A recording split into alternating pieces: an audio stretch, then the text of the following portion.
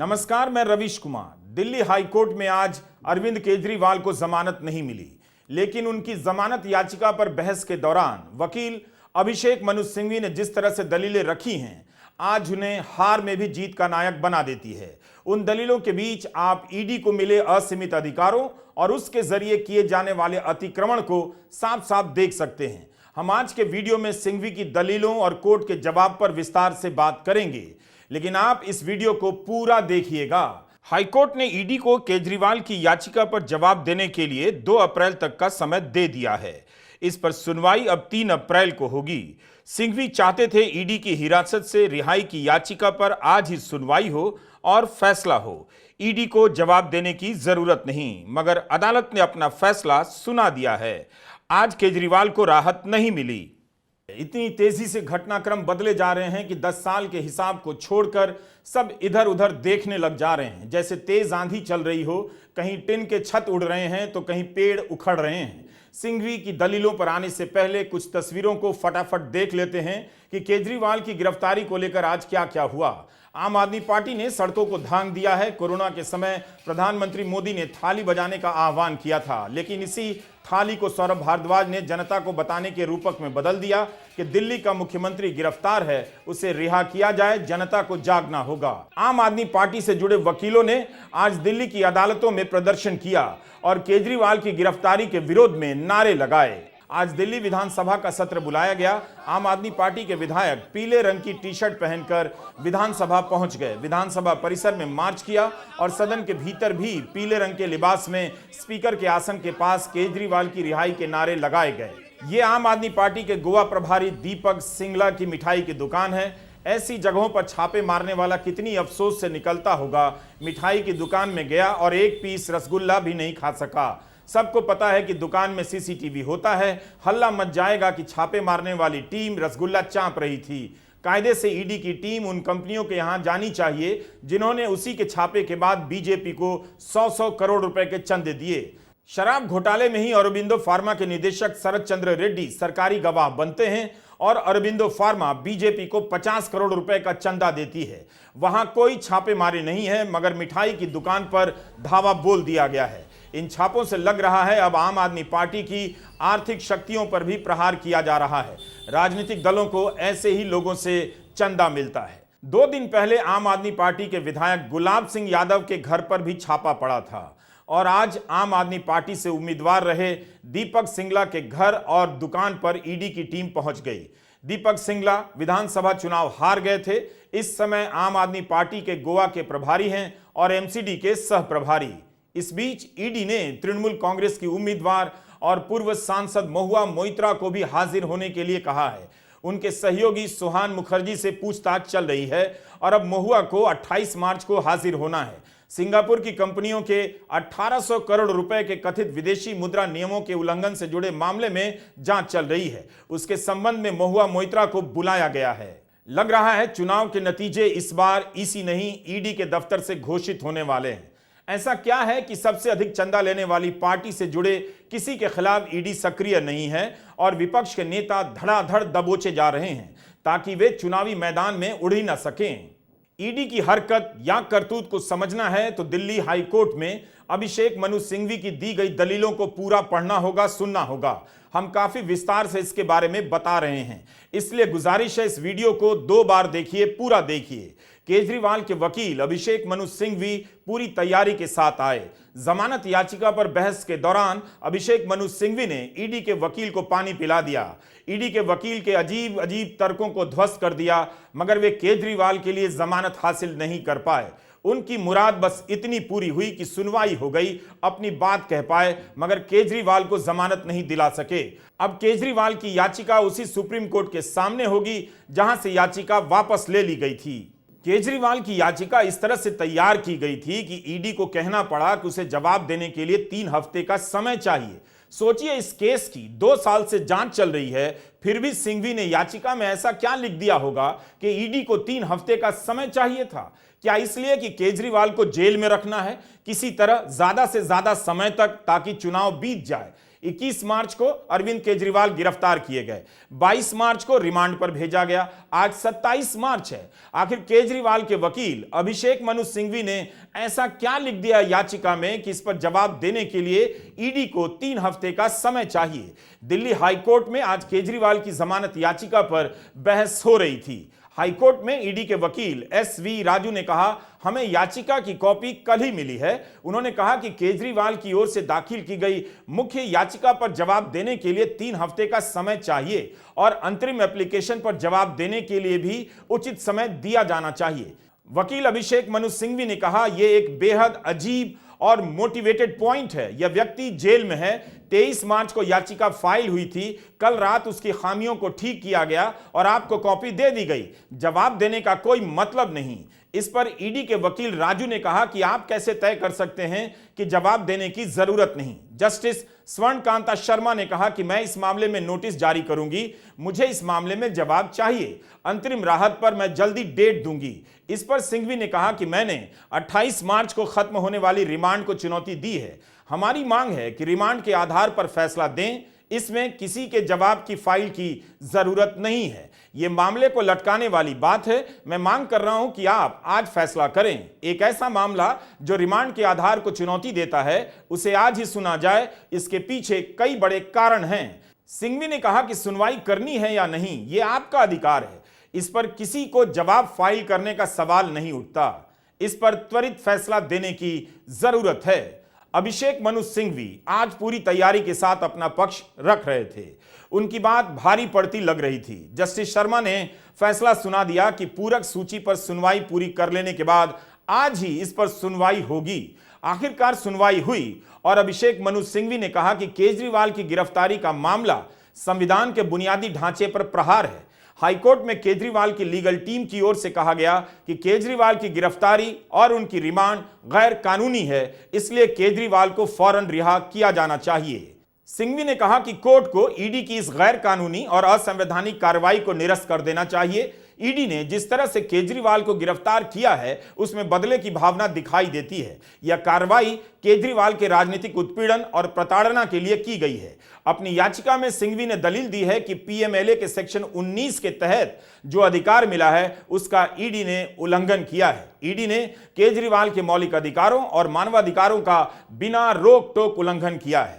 सिंघवी की याचिका की कानूनी भाषा कमाल की होती है। उसका त्वरित अनुवाद जरा मुश्किल है, लेकिन उन्होंने केजरीवाल की गिरफ्तारी को मौलिक अधिकार और मानवाधिकार के उल्लंघन से जोड़ दिया। हमने इसके बाद देखा कि पीएमएलए के सेक्शन 19 में क्या लिखा है, जिसके नहीं मानने की बात सिंघवी कोर्ट के सामने कर रहे थे। सेक्शन 19.1 में लिखा है कि अगर केंद्र की सरकार की तरफ से निदेशक, उपनिदेशक, सहायक निदेशक या किसी भी अधिकृत अफसर के अधीन कोई सामग्री है और उसके पास मानने का कारण है, तो उन कारणों को अनिवार्य रूप से लिखित रूप में दर्ज करना होगा। और इस एक्ट के तहत अगर अफसर को कोई भी व्यक्ति दोषी नजर आता है, तो वह उसे गिरफ्तार कर सकता है और जितनी जल्दी हो सके उसे बता देगा कि किस आधार पर गिरफ्तारी हुई है। कई कानूनविदों के मुताबिक सेक्शन 19 की भाषा अस्पष्ट है, मगर ईडी के मामले में जितनी भी सुरक्षा आरोपी को हासिल है, किसी आरोपी को इसी धारा से वो मिलती है। सेक्शन 19 को पढ़कर यही लगता है कि गिरफ्तारी का कारण अनिवार्य रूप से लिखित रूप में दर्ज तो होगा, मगर लिखित रूप में आरोपी को नहीं दिया जाएगा। यह सवाल आपको पूछना चाहिए कि जब गिरफ्तारी का कारण दर्ज किया जाना अनिवार्य है, तो उसे आरोपी को क्यों नहीं दिया जाना चाहिए और अनिवार्य क्यों नहीं होना चाहिए? सब कुछ अफसर की मर्जी पर छोड़ दिया गया है। इसलिए कई बड़े बड़े वकील ईडी को खतरनाक मानते हैं, ड्रैकोनियन कहते हैं। ड्रैकोनियन शब्द प्राचीन ग्रीस में एथेंस शहर के एक कानून निर्माता के नाम से आता है। ड्रैको छोटे छोटे अपराध के लिए बड़ी सजा देने के लिए जाना जाता था। मौत की सजा देने में ड्रैको खास तौर पर आगे रहता था। कहते हैं पत्ता गोभी चुराने पर भी मौत की सजा मुकर्रर कर दी गई थी। वैसे ड्रैको शब्द का मतलब ड्रैगन होता है। मुझे तो ड्रैको सुनते ही ड्रैकुला की याद आ जाती है। ईडी का भय अब भूत बन चुका है। इसके डर से लोग थर थर कांप रहे हैं। कांग्रेस के खासकर तुरंत भागकर बीजेपी में चले जाते हैं। ऐसा लगता है कि उनके पीछे ईडी नहीं ड्रैकुला आ गया है। जब ड्रैकोनियन बता दिया तो थोड़ा ड्रैकुला का भी बता देते हैं। ड्रैकुला दीवारों पर रेंगने वाला एक पिशाच है और जिसे भी काटता है वो भी ड्रैकुला बन जाता है। आप भी खून के प्यासे वैम्पायर बन जाते हैं और ड्रैकुला की हर गतिविधि को सही बताने लग जाते हैं। जैसे व्हाट्सएप अंकिल एक तरह के ड्रैकुला है, ये जिसे भी काटते हैं वो इन्हीं के जैसा हो जाता है। समय आ गया है कि व्हाट्सएप के ड्रैकुला से आप तुरंत सावधान हो जाएं। इस दौर में यही सब याद आता है, यही सब रूपक नजर आते हैं। आज कोर्ट में बहस लंबी चली और मामला जटिल भी है, इसलिए ड्रैगन और ड्रैकुला के सहारे हमने छोटा सा एक ब्रेक ले लिया। लेकिन अब आपका ध्यान फिर से चाहता हूं और गुजारिश है कि इस वीडियो को पूरा देखिएगा। हिंदी के अखबार वैसे ही इस पूरे मामले पर गोबर लीप देते हैं, कुछ पता ही नहीं चलेगा कि क्या कहा गया और क्या नहीं कहा गया। आप अभिशप्त हैं हिंदी के दर्शक होकर भी हिंदी के रद्दी अखबारों को खरीदने और पढ़ने के लिए। तो हम सेक्शन 19 की बात कर रहे थे। आप ही सोचिए, ईडी के अफसर के पास अगर यह मानने का पर्याप्त कारण है कि अमुक व्यक्ति अपराध में शामिल है तो वह गिरफ्तार किया जा सकता है। जब वह मौखिक रूप से बता सकता है कि क्यों गिरफ्तार हो सकता है तो लिखित रूप से क्यों नहीं बता सकता? इस तरह की छूट भारत जैसे देश की एजेंसी को कैसे दी जा सकती है, जहां फर्जी मामलों में फंसाने को कोई भी बुरा नहीं मानता और फंसाने के बाद लोरी सुनाता है कि जेल जाइए, कानून में विश्वास जताइए और फैसले का इंतजार कीजिए। फर्जी मामले में फंसाने वाले अफसरों को कोई सजा भी होती है। जो भी है, भले ही नाम मात्र ही समझिए, लेकिन ईडी को जितनी शक्तियां मिली हुई हैं उनमें आरोपी के पास जो भी बचाव है वो इसी सेक्शन 19 से मिलता है। गिरफ्तारी के कारणों को दर्ज करना होता है। अदालत उसकी मांग कर सकती है कि किस आधार पर केजरीवाल को गिरफ्तार किया गया है, मगर आरोपी को नहीं दिया जाएगा। पुलिस किसी को एफआईआर के बिना गिरफ्तार नहीं करेगी। पुलिस के सामने कोई बयान देता है, अदालत उसे सबूत नहीं मानेगी, लेकिन ईडी के सामने किसी का दिया हुआ बयान गिरफ्तारी का आधार बन जाता है और इसे ट्रायल के समय सबूत मान लिया जाता है, क्योंकि समझा जाता है कि ईडी तो पुलिस नहीं है, मगर जिसका इस तरह से इस्तेमाल हो रहा है या अतिक्रमण दिखाई देता है, जैसे आरोप लगते हैं, उससे यही लगता है कि ईडी का भय पुलिस के भय से भी कई गुना ज्यादा हो गया है। अभिषेक मनु सिंघवी ने कहा कि सेक्शन 19 के तहत गिरफ्तारी केवल शक के आधार पर नहीं की जाती है। गिरफ्तारी का कारण बहुत पुख्ता होने चाहिए, क्योंकि जमानत मुश्किल से मिलती है। गिरफ्तारी तभी हो सकती है जब ईडी के पास ऐसे साक्ष्य हों जिन्हें देखकर यही लगे कि जिसकी गिरफ्तारी हो रही है वो आरोपी है और उसमें दम है। जैसा कि आप जानते हैं, पीएमएलए के तहत ईसीआईआर यानी एफआईआर की कॉपी या कंप्लेंट की कॉपी देना अनिवार्य नहीं है। बहुत से कानूनी विशेषज्ञों ने इसे लेकर आलोचना की है। इसे सुप्रीम कोर्ट में चुनौती दी गई है और इस पर अदालत के फैसले का इंतजार हो रहा है। इस समय जो कानून है उसके अनुसार ईडी को गिरफ्तारी के वक्त एफआईआर की तरह ईसीआईआर डिटेल के रूप में देने की कोई जरूरत नहीं, सिर्फ गिरफ्तारी का आधार बताया जा सकता है। केजरीवाल की गिरफ्तारी को गैर कानूनी साबित करने के लिए सिंघवी दलील देते हैं कि मौजूदा मामला पीएमएलए के सेक्शन 3 के तहत दर्ज है, लेकिन इस केस में ऐसा कोई भी साक्ष्य नहीं जो दिखा सके कि कानून में दर्ज किसी भी गतिविधि में याचिकाकर्ता यानी अरविंद केजरीवाल शामिल थे।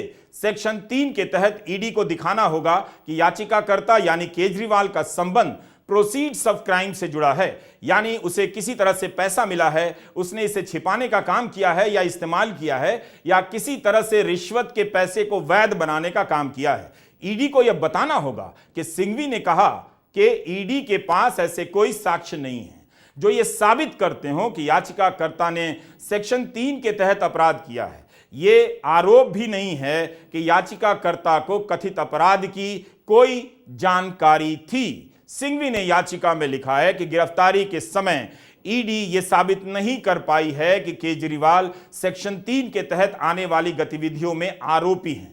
आम गिरफ्तारी से अलग पीएमएलए के सेक्शन 19 के तहत अधिकारियों के ऊपर बहुत बड़ी जिम्मेदारी होती है। सिंघवी ने लिखा है कि ईडी के अधिकारियों ने सेक्शन 19 का उल्लंघन किया है और ऐसी गिरफ्तारी कानून के समक्ष गैर कानूनी है। आपको दिखाना होगा कि गिरफ्तारी क्यों जरूरी है। सिंघवी ने लेवल प्लेइंग फील्ड, समतल जमीन और संविधान के मूल ढांचे पर प्रहार की बात कोर्ट के सामने रखी। यही बात उन्होंने चुनाव आयोग के सामने रखी थी। हम उनके पुराने बयान का वो हिस्सा आपको सुनाना चाहते हैं। अगर कोई भी संवैधानिक संशोधन मूल ढांचे के विरुद्ध है तो संवैधानिक संशोधन भी असंवैधानिक करार किया जा सकता है। अब इसको हमने कैसे पक्ष रखा?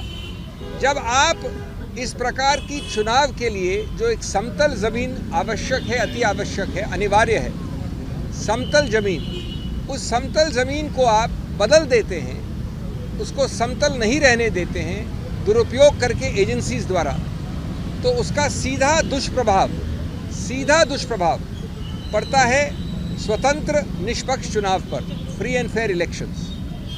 उसका सीधा दुष्प्रभाव आगे पड़ता है गणतंत्र लोकतंत्र पे, डेमोक्रेसी। और स्वतंत्र निष्पक्ष चुनाव या लोकतंत्र गणतंत्र दोनों उच्चतम न्यायालय ने केशवानंद भारती के समय से कहा है, बार बार कहा है, मूल ढांचे के एक अभिन्न अंग हैं। तो जब आप समतल ज़मीन को बदल देते हैं, नॉन समतल बना देते हैं दुरुपयोग करके एजेंसीज का, तो आप सीधा उस मूल ढांचे पे प्रहार कर रहे हैं, असंवैधानिक गैर कानूनी प्रहार। ये एक मूल मुद्दा है और इसके लिए सबसे बड़ा पुलिसमैन इस समतल ज़मीन का संविधान ने बनाया है, चुनाव आयोग को बनाया है। सिर्फ कोई स्टैट्यूटरी गठित संस्था नहीं है, ये संवैधानिक संस्था है। तो हमने उनको उनके उत्तरदायित्व की याद दिलाई और कहा कि आप बेझिझक होकर इस मामले में हस्तक्षेप करें। सुनवाई शुरू होने के बाद सिंघवी ने कहा कि कोई भी मुख्यमंत्री गिरफ्तार हो सकता है, मगर सवाल टाइमिंग का है। सेक्शन 50 के तहत बयान नहीं लिया गया है, बिना बयान गिरफ्तारी हुई है। उन्होंने जज से कहा कि आपने बताया है कि स्टेटमेंट इंक्वायरी के नेचर की है, छानबीन के दौरान मिली जानकारी और उस पर प्रयुक्त विवेक के आधार पर गिरफ्तारी हुई है। यह मूल ढांचे पर आक्रमण है। आपका उद्देश्य है मुझे और मेरी पार्टी यानी अरविंद केजरीवाल और आम आदमी पार्टी को अस्थिर करना। सिंघवी की दलीलों में उनकी वकालत का अनुभव आज बढ़ चढ़कर बोल रहा था। वे आज ही केजरीवाल की रिहाई पर अड़ गए थे।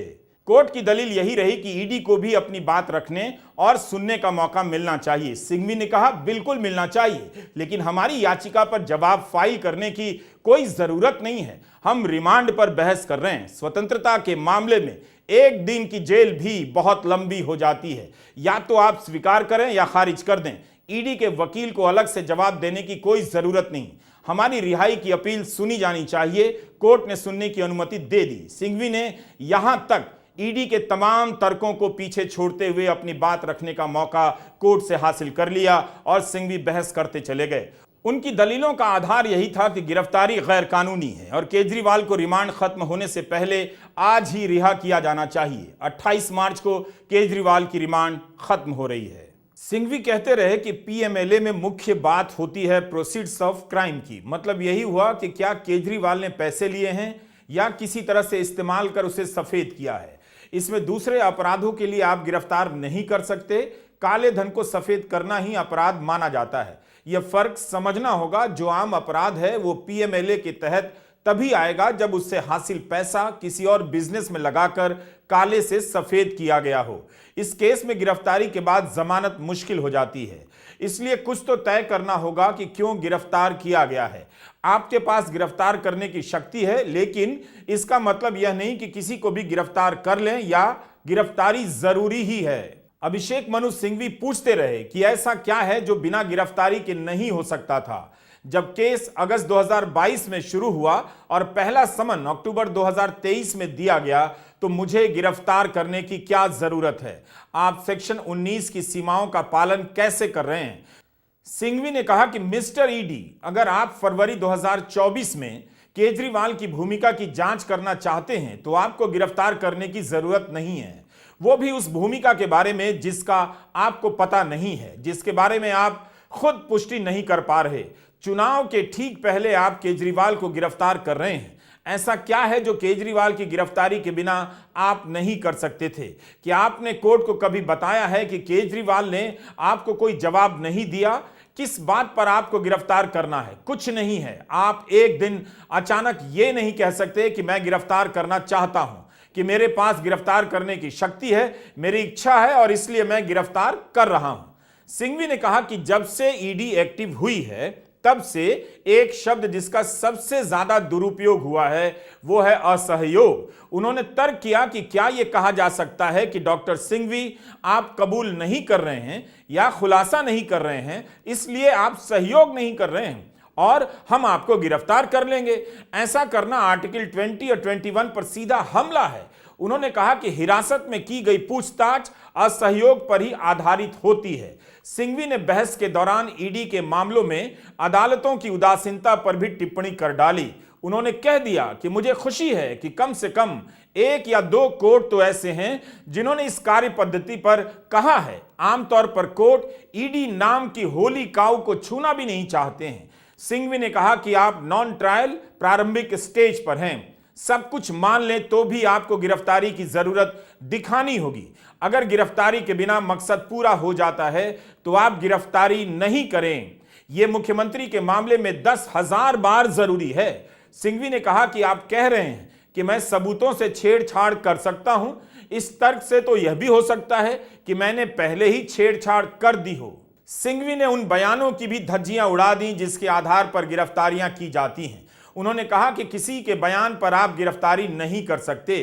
पहले चरण में केजरीवाल के खिलाफ कुछ भी नहीं मिलता है, कुछ अन्य लोगों के बयान लेने के बाद आप चरण 3 पर पहुंचते हैं, जो है किसी एबीसी को गिरफ्तार करना। उसके बाद उस पर दबाव बनाया जाता है, उससे बेल के लिए याचिका डलवाई जाती है। 5वें चरण में एडिशनल सॉलिसिटर जनरल कहते हैं बेल का विरोध करने का कोई कारण नहीं है, फिर आदमी को बेल मिल जाती है। 6ठे चरण में वो बाहर आकर केजरीवाल के खिलाफ बयान दे देता है और उसके बाद उसे माफी मिल जाती है। सिंघवी ने कहा आबकारी मामले में हर राजनीतिक गिरफ्तारी में यही हुआ है, ये बहुत चिंता की बात है। It is blowing to smithereens the constitutional safeguards. Hindi में ऐसे कहेंगे कि जो भी संवैधानिक सुरक्षा मिली है उसकी चिंदी चिंदी हवा में उड़ गई है। सिंघवी की इन दलीलों से दिल्ली शराब घोटाले में गिरफ्तारी, सरकारी गवाह और उनके बयानों का हाल नजर आ जाता है। आखिर कोई तो सोचेगा कि जो व्यक्ति सरकारी गवाह बना है, जिसे इसी केस में जमानत मिली है, जिसमें मनीष सिसोदिया को 1 साल से जमानत नहीं मिल पा रही, वो आदमी जमानत पर बाहर आता है, उसकी कंपनी बीजेपी को 50 करोड़ रुपए का चंदा देती है। क्या यह किसी को भी नहीं दिखेगा?